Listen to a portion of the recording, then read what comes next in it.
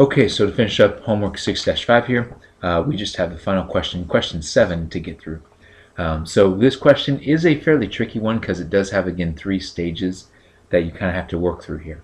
So they're asking us how much, basically, what's the escape velocity for an object launched off of the Earth to escape our solar system? Well, I said there's basically 3 stages, right? The first stage we need to think about is what is the escape velocity needed for an object at the Earth's position to escape the potential energy of the sun, right? So really my first stage here is going to be, again, what's the escape velocity needed?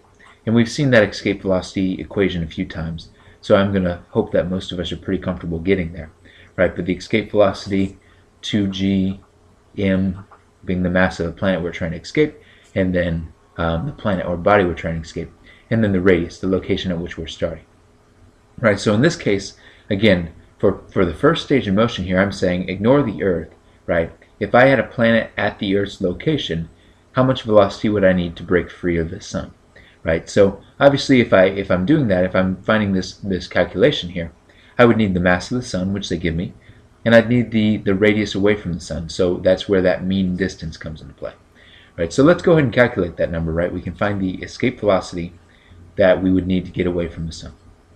So plugging those measurements in, we've got g 6.67 times 10 to the negative 11th. We've got the mass of the sun, which again is 1.99 times 10 to the 30th. And then we've got our radius, our mean distance that we're starting, so about 1.496 times 10 to the 11th, right? So when we find that escape velocity, when we find that velocity, right, just calculating this number, we should get about 42,125, right? So that's how fast it has to be moving if it's at the Earth's position to break out of our solar system, right? But there's 2 other factors that come into play in this question as well. So this was the first part, but like I said, this is actually a 3-part problem, right? This is just the first of a few different things we're going to have to do here. The second part is the fact that the Earth is already orbiting around the sun, right? So because we're launching it in the direction of the Earth's motion, yes, we need to be moving 42,125 meters, or meters per second, but the Earth is already actually moving that direction at some velocity, right? It's already moving this way. So the object doesn't necessarily have to be launched at this full velocity because the Earth is already going that direction, right? So both the Earth and the object would already be moving at a certain velocity. So the next stage, the second part of this question, if you will, I need to find the orbital velocity of the Earth as it orbits around the sun. Well, because the Earth follows a roughly spherical, or circular path, I should say, right? We are just finding the orbital velocity the same way we're used to. So the orbital velocity, again, hopefully this equation is one we're comfortable getting to, with the square root of g m over r. Once again, I use the mass of the sun and I use the radius to the Earth's position, right? So to find the orbital velocity of the Earth, I plug in my measurements there, 6.67 times 10 to the 11th, once again 1.99 times 10 to the 30th. And obviously if you look at this equation, it's very similar to the one we just did, right? We're just missing that extra factor of 2. So it should just be radical 2 times less than this number. But anyway, go ahead and calculate the rest of that out. And we get the orbital velocity of the Earth. We get the orbital velocity of the Earth should be about 29,787, right? So rounding that off a little bit there, but 29,787 meters per second. So what that tells us is, so even though we need to be moving at 42,125 meters per second, we're already actually moving at 29,787 meters per second, right? So how much faster than the Earth's velocity would it have to be launched at? Well, in order to break free of the solar system, it would simply have to be launched at an additional, right? I would just find the difference between the two. So I'm going to take my 42,125 and I'm going to subtract my 29,787, right? So finding the difference between those two. So 338. So that's how fast relative to the Earth the object would have to be launched. Okay, so we're almost there, and really you've done obviously the bulk of the work here, but we do have one final step. And the final step is the fact that it needs to be moving 12,338 meters per second when it breaks free of the Earth's gravitational pull, right? In order to break free of the solar system, it needs that much energy, that much velocity to break free of the solar system. But before it breaks free of the solar system, it's got to break free of the Earth's gravitational pull as well. right? So our third and final stage becomes we want this to be the final velocity. We want this to be the final velocity for our escape velocity from the Earth. So it's not quite the escape velocity formula. We're actually going to be working with the equation for just energy in general. But we know that at the Earth's surface it would start with a certain amount of kinetic energy, and it would also start with a certain amount of potential energy based upon the Earth's location, right? The Earth's presence.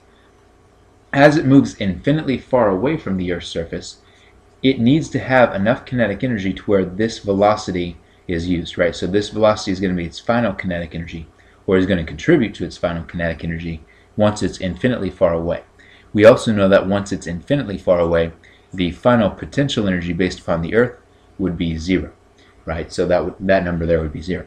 So then as I calculate this to help me find the initial velocity that I actually need to launch it with, right? So I'll call this VL representing the launch velocity, right? But solving this the rest way, I know it's 1/2 mass of the satellite times, again, VL squared minus G M1 M2 all over R, being my potential energy when it's at the surface of the Earth, and then equals 1/2 the mass of the satellite times that final velocity that I need to have, right? So I need this velocity relative to the Earth squared.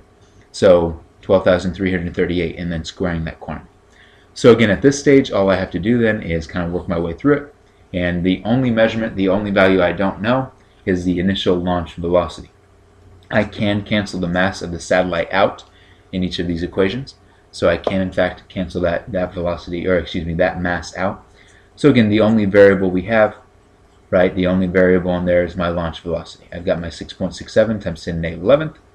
I would use the mass of the Earth because that would be the remaining mass.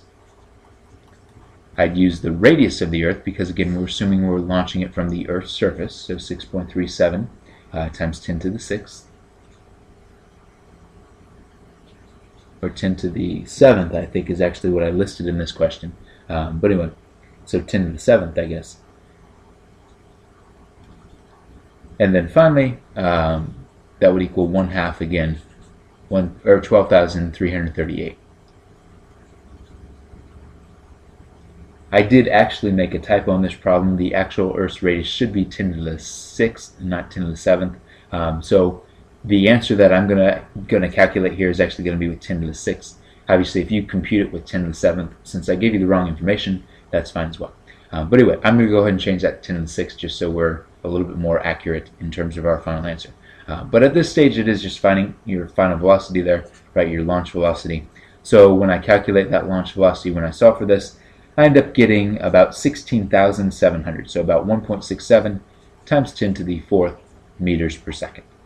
So anyway, hopefully not too bad when we break it up into these 3 separate parts. Definitely a tricky question here, one that if you can work your way through this on your own, obviously you show a pretty thorough understanding of what's going on. But a question I do want you guys to think about, if you do have further questions, come find me so I can help you work the rest of the way through this. But anyway, that finishes then homework 6-5.